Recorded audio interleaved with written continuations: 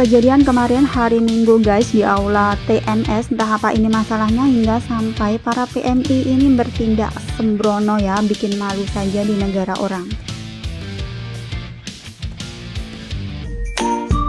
Assalamualaikum warahmatullahi wabarakatuh. Halo sahabat dunia BMI, welcome back to my channel.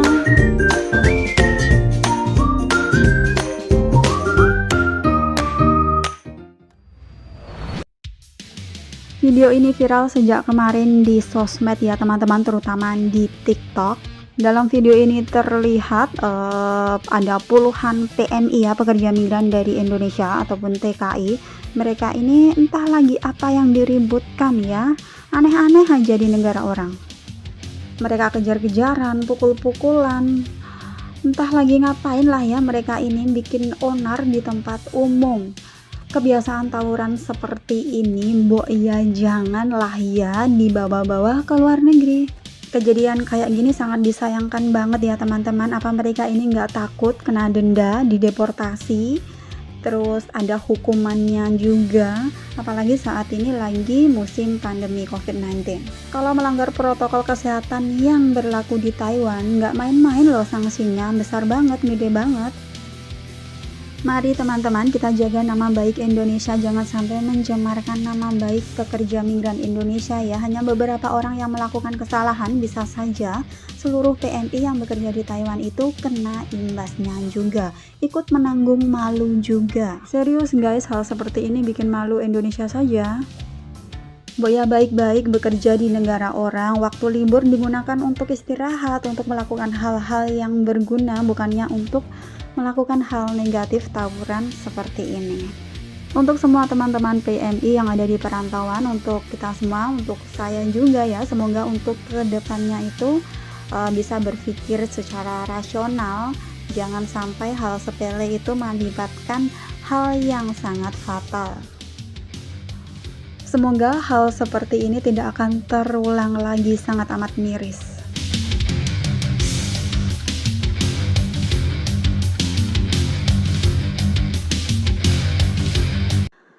Next berita, pada hari Minggu 12 September 2021 BP2MI berhasil menggagalkan keberangkatan PMI ilegal ke Timur Tengah.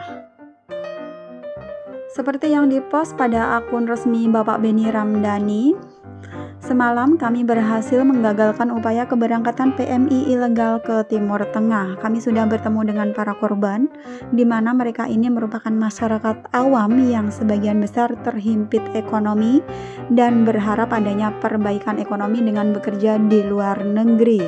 Tetapi sayang hal ini justru dimanfaatkan oleh para mafia penempatan ilegal.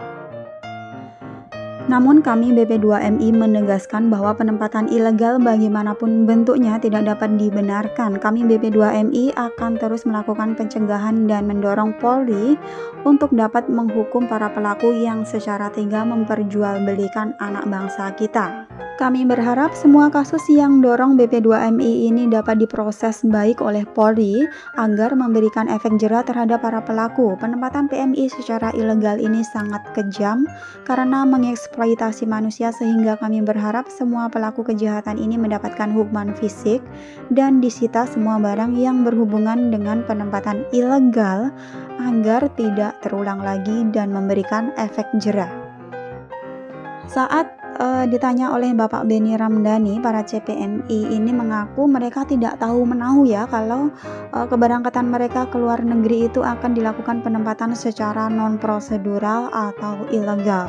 Jadi mereka tahunya berangkat bekerja ke berbagai negara di Timur Tengah itu secara resmi. Perlu diketahui ya teman-teman bahwa moratorium penempatan PMI di sektor informal seperti ART ke Timur Tengah itu belum dicabut, masih berlaku. Jadi kalau ada pengiriman PMI, penempatan PMI ke Timur Tengah di sektor ART, sudah pasti itu pemberangkatannya secara non-prosedural atau ilegal. So, jangan sampai Anda tertipu oleh sponsor atau perekrut. Bisa dikatakan penempatan PMI ke beberapa negara di Timur Tengah itu banyak yang mengalami tindak eksploitasi ya, walaupun nggak semuanya, cuma banyak banget PMI yang mengalami kasus di sana. Seperti yang dialami oleh seorang PMI asal Sukabumi yang bekerja di Timur Tengah, tepatnya di Damaskus. Dilansir dari liputan Garda BMI, aku nggak habis pikir sama majikan kenapa nggak kasih aku makan, apakah aku akan mati di sini?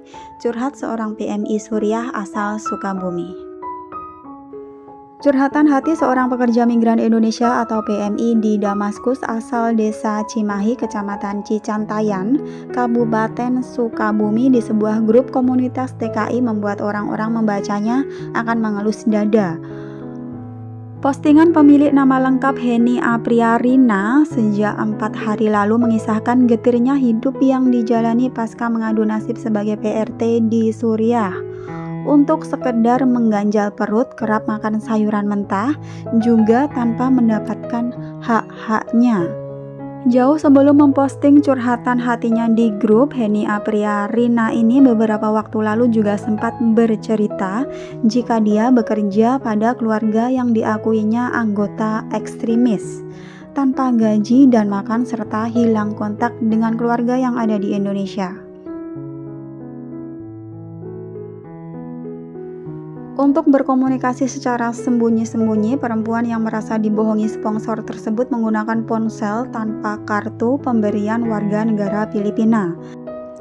Di akhir percakapan, Heni Apriarina mengatakan tidak tahu caranya menghubungi KBRI Damaskus, Suriah guna meminta bantuan. Ia berharap kepada perwakilan pemerintah Indonesia di Suriah agar segera diselamatkan karena lokasi tidak begitu jauh. Kasihan banget mbaknya ini ya. Jadi sebelumnya dikatakan bahwa perempuan kelahiran Sukabumi ini mengatakan hilang kontak dengan keluarganya pasca kampung halamannya itu digusur 3 tahun lalu untuk dijadikan pusat perbelanjaan.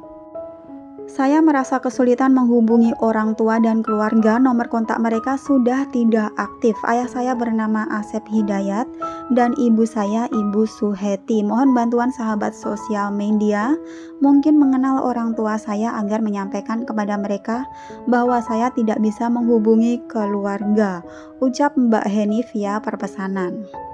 Mbak Heni ini berharap kepada semua sahabat sosial media dapat membantu dipertemukan kembali dengan keluarganya ya. Dan diketahui Mbak Heni ini mengadu nasib sebagai PRT di keluarga Ali Yaunes di Damaskus secara ilegal dan berharap bisa pulang ke tanah air. Bagi sahabat yang mengetahui nama dan alamat yang dimaksud dapat menginformasikannya di +966562798 962. Thanks for watching and see you next video. Wassalamualaikum warahmatullahi wabarakatuh.